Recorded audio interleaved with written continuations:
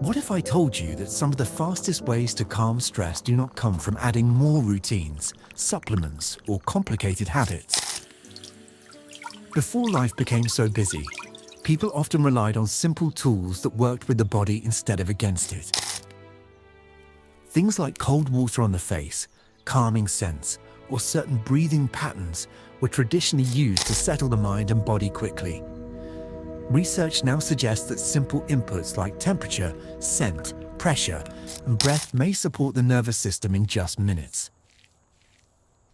In this video, we are looking at 7 lesser-known remedies that are simple, low cost, and easy to use when stress starts building.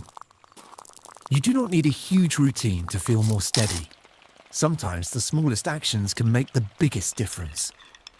Let's start with one of the fastest methods. First, one is cold water face immersion, the hidden reset switch. This is one of the fastest ways to shift how your body feels, and it doesn't require anything complicated. Cold water face immersion is exactly what it sounds like. You expose your face to cold water for a short period, and it can trigger a calming response almost immediately. Long before modern stress tools existed, people were already using water this way. In ancient Rome, public baths weren't just for hygiene. They moved between hot and cold pools to wake up the body and settle the mind. In parts of Europe, hydrotherapy became a common home practice. Splashing cold water on the face in the morning or during moments of overwhelm was seen as a simple way to restore balance. What's interesting is that modern research is starting to explain why this works. Studies suggest that cold exposure on the face may activate what's called the dive reflex. This reflex is linked to the vagus nerve, which plays a key role in calming the nervous system. When it's stimulated, your heart rate can slow down, and your body may shift out of that tense, alert state into something more steady. Now, you don't need to understand all the biology to feel the effect. But in simple terms, your face has nerve pathways that connect directly to your body's calming system. Cold water acts like a signal. It tells your system to pause, regulate, and reset. The active mechanism here isn't a chemical you ingest, it's a physical trigger. The cold temperature interacts with receptors in your skin, especially around the eyes and cheeks. That signal travels inward and encourages your body to adjust things like heart rate and breathing rhythm. If you want to try this, keep it simple. Fill a bowl with cool or mildly cold water. Not ice cold right away, especially if you're new to it. Then gently lower your face into the water for about 10 to 20 seconds. Come up, breathe normally, and repeat a couple of times if it feels comfortable. Another option is even easier. Splash cold water onto your face several times, focusing around the eyes and upper cheeks. You can do this at a sink, no setup needed. A quick note here. If you're sensitive to cold or have certain health conditions, it's better to start gradually. You don't need extreme temperatures to get a benefit. Gentle exposure is often enough. And if anything feels uncomfortable in a sharp or alarming way, just stop.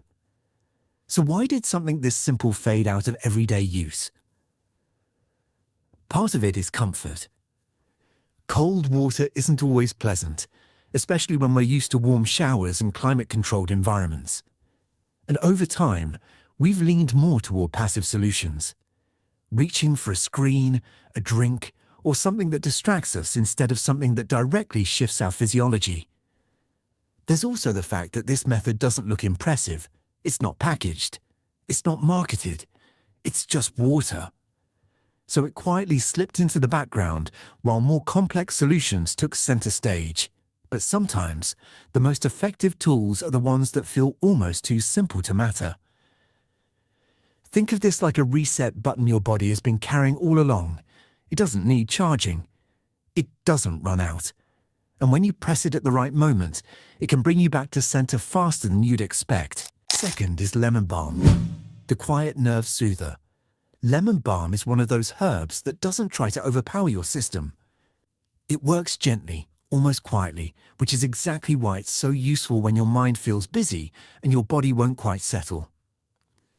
Traditionally, it's been used to ease tension, soften anxious feelings, and bring a sense of calm without making you feel heavy or dull. If you go back to medieval Europe, lemon balm was considered a plant that could lift the spirits.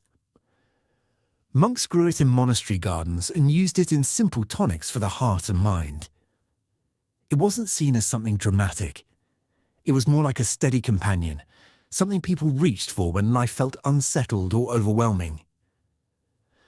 What's interesting is how modern research lines up with that traditional use.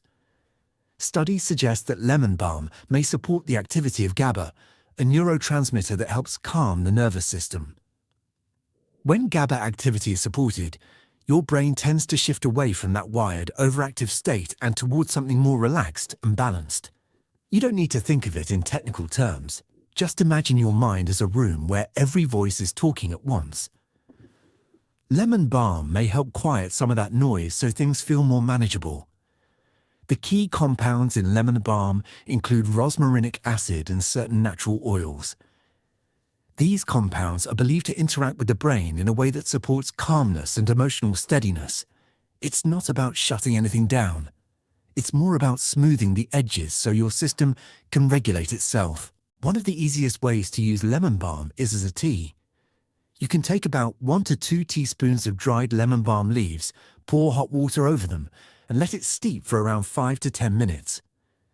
The scent alone is calming. It has a light, lemony aroma that feels clean and grounding at the same time. Sip it slowly. That part matters. The act of slowing down, combined with the herb itself, creates a layered effect. You're not just consuming something. You're giving your body a signal that it's okay to ease off. If you prefer, fresh lemon balm leaves can also be gently crushed and added to warm water. That releases the natural oils and makes the experience a bit more aromatic. Now, lemon balm is generally considered mild, but it's still something to use with awareness. Larger amounts may make some people feel a bit drowsy, especially if taken later in the day. If you're already taking medications or have specific health concerns, it's a good idea to check with your provider before making it a regular habit. So why did something this gentle fall out of favor?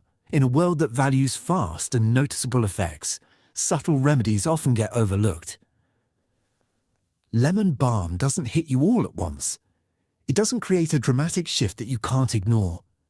Instead, it works in the background, gradually helping your system find its natural rhythm again. Over time, stronger, more immediate options took the spotlight, and herbs like this, which require a bit of patience and awareness, became easy to forget. But there's something powerful about that gentleness. It allows your body to participate in the process instead of being pushed in one direction. Think of lemon balm like lowering the volume in a noisy room. You're not trying to shout over the chaos or force everything to stop at once. You're simply turning things down enough so you can finally hear yourself think again. Third one is controlled sigh breathing, the physiological reset. Sometimes the fastest way to calm your body isn't something you add. It's something you release. Controlled sigh breathing is a simple pattern that uses your breath to shift your state in a matter of seconds. Here's how it works. You take a slow inhale through your nose, then a second shorter inhale right on top of it. After that, you let out a long, steady exhale through your mouth. That's one cycle. It looks simple, but the effect can be surprisingly immediate. This kind of breathing isn't new. Variations of it show up in yogic traditions and early mindfulness practices, where breath was used as a direct way to influence the mind and body. People didn't always have time for long routines. They needed something they could do in the moment, and breath was always available. Modern research is starting to explain why this pattern feels so effective. Studies suggest that the double inhale helps open up tiny air sacs in the lungs, allowing for better oxygen exchange. The long exhale then helps release excess carbon dioxide and signals the nervous system to slow down. Together, this creates a shift away from that tight, reactive state and towards something more settled. You can think of it as a built-in mechanism your body already understands. In fact, If you've ever noticed yourself taking a deep sigh after a stressful moment, you've already experienced a version of this. Your body was trying to reset itself. What makes this technique powerful is how intentional it becomes when you repeat it a few times. The inhale fills the system, and that second inhale gently expands it a bit more. Then the long exhale acts like a signal that it's safe to let go. There's no special environment needed. You can do this sitting, standing, or even in the middle of a busy day. Try 3 to 5 rounds. Inhale through your nose, top it off with a second sip of air, then exhale slowly through your mouth. Let your shoulders drop as you breathe out. Keep it relaxed. This isn't about forcing your breath or trying to make it as big as possible. If anything, softer is better. You're guiding your body, not pushing it. A quick note here. If you ever feel lightheaded, just pause and return to normal breathing. There's no need to overdo it. A few gentle cycles are usually enough to notice a shift. So why did something this simple get overlooked? Part of it is that modern breathing advice can become complicated. People are told to follow strict counts, advanced techniques, or long sessions.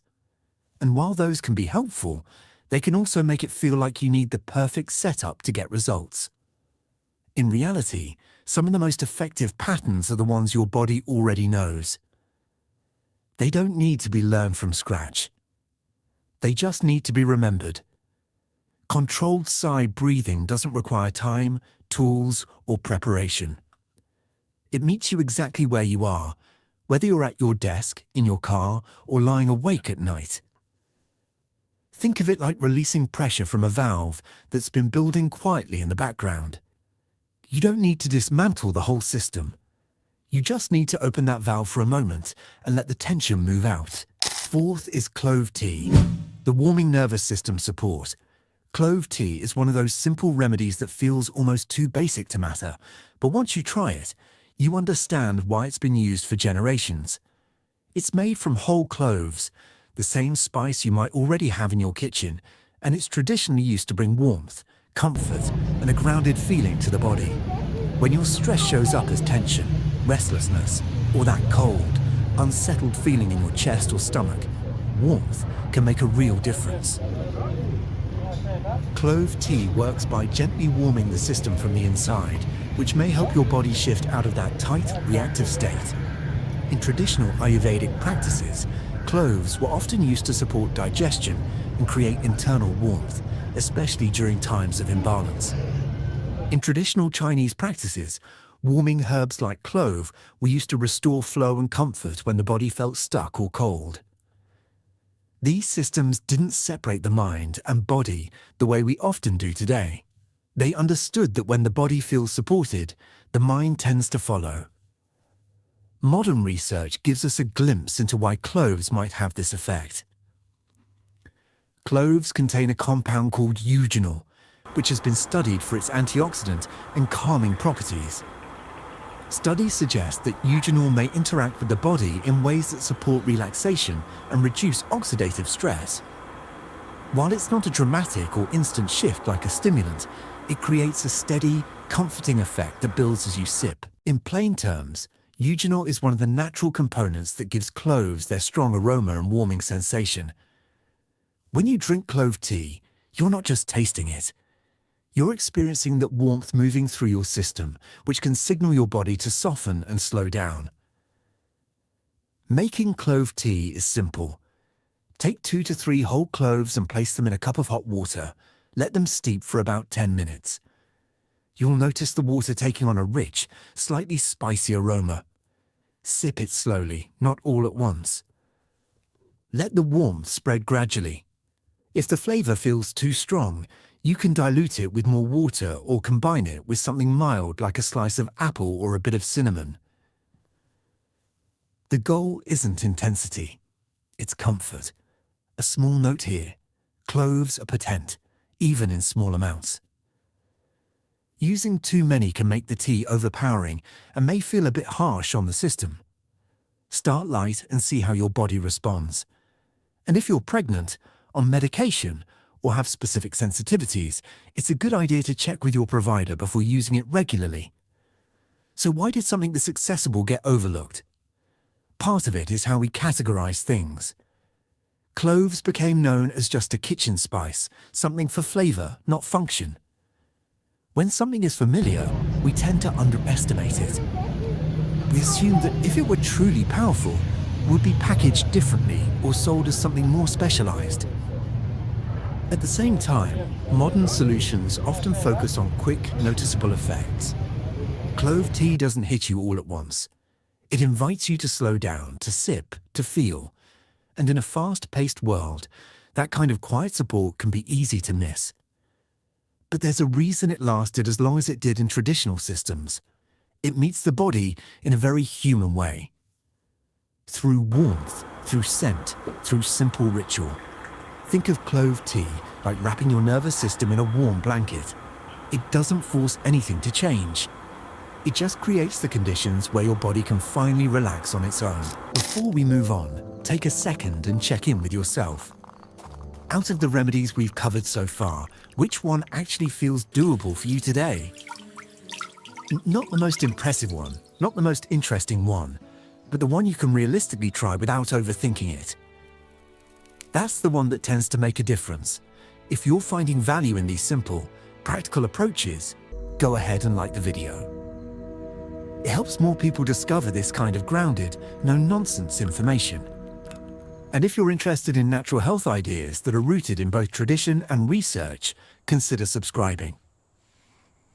There's a lot more we can explore together. Let's get into the next few, because some of the most overlooked ones are still ahead. Fifth is foot soaking with Epsom salt.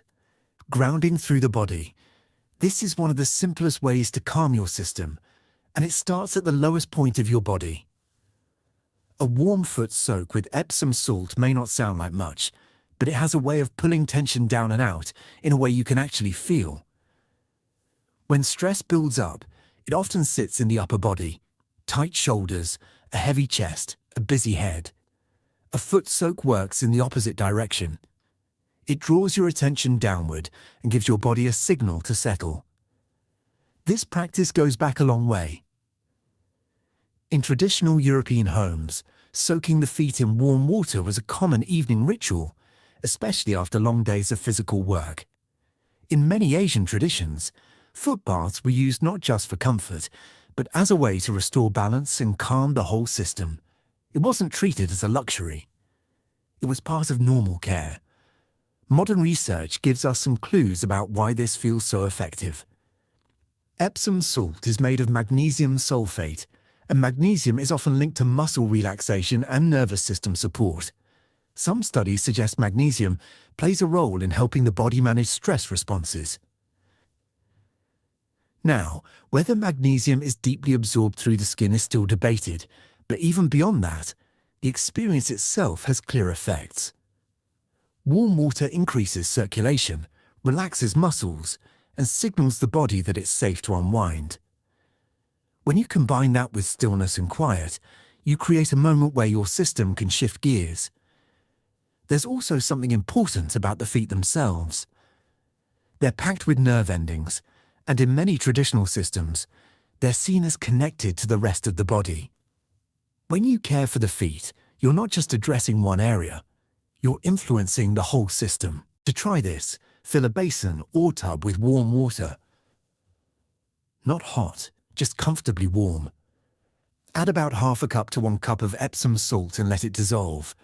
Then place your feet in the water and sit for about 15 to 20 minutes. You don't need to do anything else. No phone, no distractions if possible. Just let your body settle. You might notice your breathing slow down or your shoulders drop without even trying. Afterward, dry your feet and take a moment before jumping back into activity. That transition matters. It helps carry the calm forward. A quick note here. Make sure the water isn't too hot, especially if you have sensitive skin. And if you have open cuts or wounds on your feet, it's better to wait until those heal before soaking. So why did this fall out of everyday life? Part of it is time. People feel like they don't have 20 minutes to sit still. And compared to scrolling on a phone or turning on a show, it can seem like extra effort. There's also the perception that it's old-fashioned, something our grandparents might have done, but not something that fits into modern routines. But that's exactly where its value is. It asks you to pause, to sit, to reconnect with your body in a very direct way. It doesn't distract you, it brings you back. Think of it like letting tension drain out through the lowest point of your body. Instead of carrying everything in your head and shoulders, you give it somewhere else to go. And sometimes, that simple shift is enough to change how you feel. Sixth is rosemary inhalation, clarity through scent. Sometimes the fastest way to shift your state isn't through what you drink or do, but through what you smell. Rosemary is one of those plants that can gently wake up the mind while still keeping the body calm.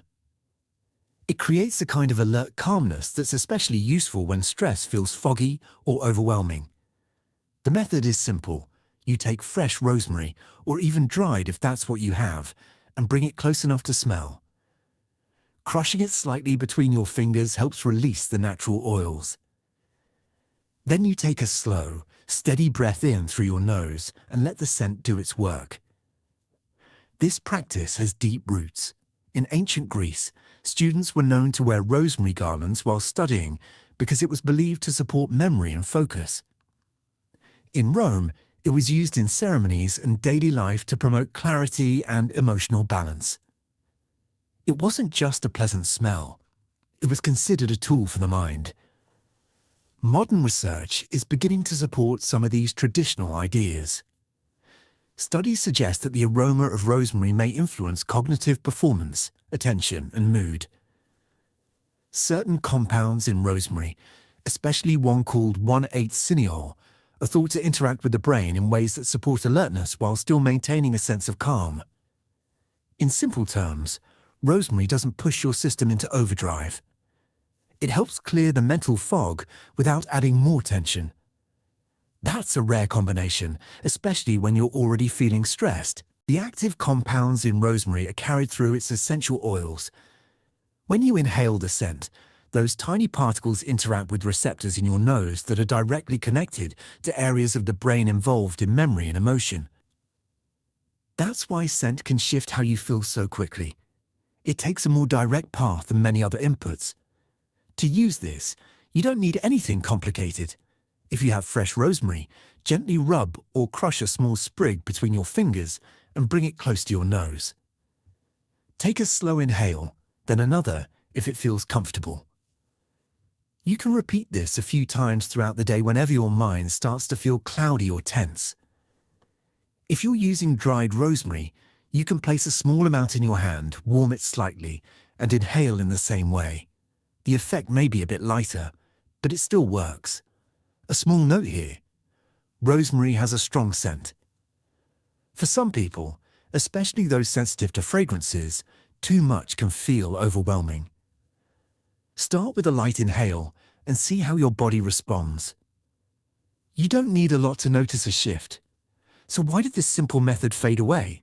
Over time, natural scents like rosemary were replaced by synthetic fragrances.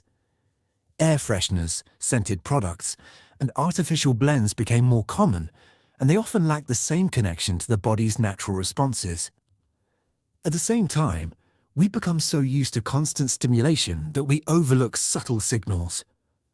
Rosemary doesn't demand your attention, it invites it. And in a noisy world, that kind of quiet support can be easy to miss. But when you pause and take it in, the effect can be surprisingly clear. Think of rosemary like opening a window in a stuffy room inside your mind. The air shifts, things feel lighter, and suddenly there's space to think again. And the last one is hand pressure points, the instant physical feedback. This is one of those methods that feels almost surprising the first time you try it. You use your own hands to calm your body, right in the moment, without needing anything else. Hand pressure points are a simple form of acupressure, where you apply gentle, steady pressure to specific areas to help release tension. The most commonly used point sits in the webbing between your thumb and index finger. If you press into that spot with your opposite thumb, you'll feel a natural tenderness. That's the area people often use when they're trying to settle stress quickly. Practices like this go back thousands of years. In traditional Chinese medicine, the hands were seen as maps of the body, with pathways that connect different systems. Reflexology traditions followed a similar idea, using pressure on the hands and feet to support balance and relaxation. These weren't complicated systems for everyday people. They were practical tools used at home, often passed down through generations. Modern research offers some support for what people have long experienced. Studies suggest that acupressure may help reduce perceived stress and promote relaxation by influencing the nervous system. When you apply steady, intentional pressure, it can send signals through the body that help shift you out of that tight, reactive state. You don't have to understand all the pathways to feel the effect. There's something immediate about physical feedback. When you press into that point, you're giving your body a clear, focused signal. It draws your attention out of your thoughts and into sensation. In simple terms, the pressure may help interrupt the stress loop. Instead of your mind running in circles, your body has something real to respond to. That alone can create space. To try this, use your thumb to press into the webbing between your other hand's thumb and index finger. Apply firm but comfortable pressure. Not sharp, not painful. Hold it for about 20 to 30 seconds while breathing normally. Then release and switch hands. You can also make small circular motions or simply hold steady pressure.